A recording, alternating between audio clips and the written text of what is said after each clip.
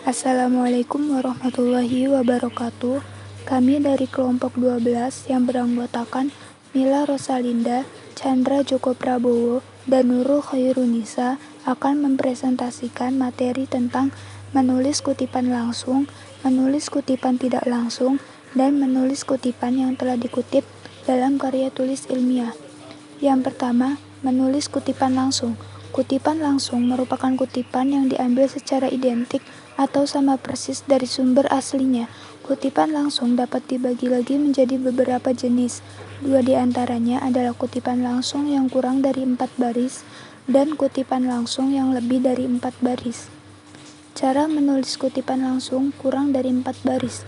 Pertama, kalimat kutipan harus diintegrasikan dengan teks. Kedua, jarak antar baris kutipan adalah 2 spasi. Ketiga, kutipan diapit dengan tanda kutip atau petik 2. Dan yang keempat, setelah kutipan, tulis sumber yang berupa nama pengarang, tahun terbit, dan nomor halaman di dalam tanda kurung. Contoh, dalam membuat sebuah karya ilmiah jenis penelitian, eksplorasi pustaka merupakan sesuatu yang harus dilakukan untuk mendapatkan kebenaran data yang ingin diteliti. Dalam kurung, Agung Hermanto, 2009, 15-16, tutup kurung. Atau bisa juga dengan menaruh sumber kutipan di depan seperti berikut ini. Siswanto, dalam kurung, 1990.2.20,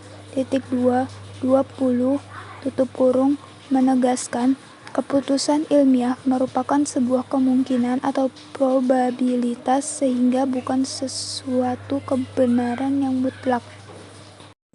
Cara menulis kutipan langsung 4 baris. Yang pertama, penulisan kutipan dipisahkan dengan jarak 3 spasi dari teks.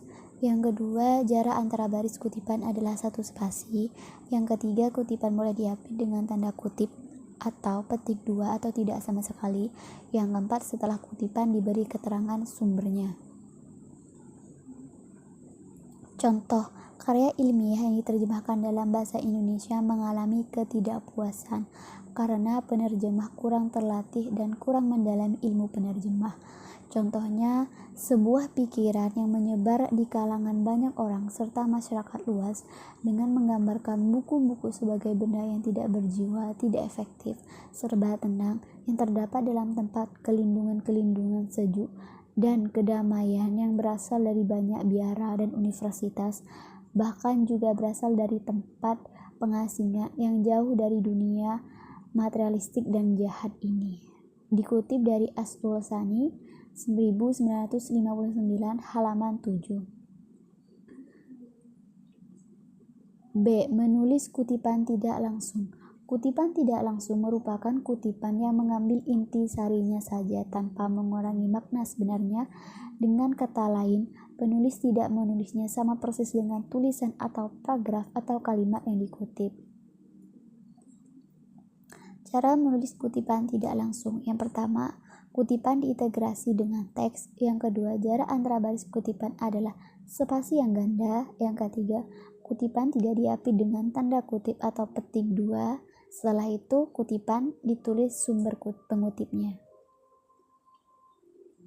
Contoh, kecerdasan buatan merupakan suatu sistem yang di dalamnya terdapat entitas ilmiah yang berfungsi untuk memproses data eksternal secara cepat dan akurat.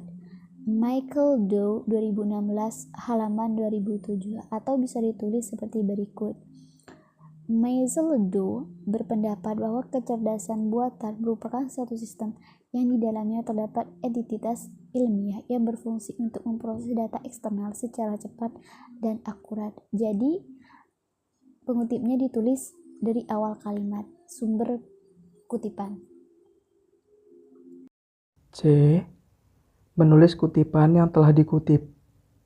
Terkadang, seorang penulis ingin mengutip sebuah kutipan yang sebelumnya telah dikutip oleh seseorang.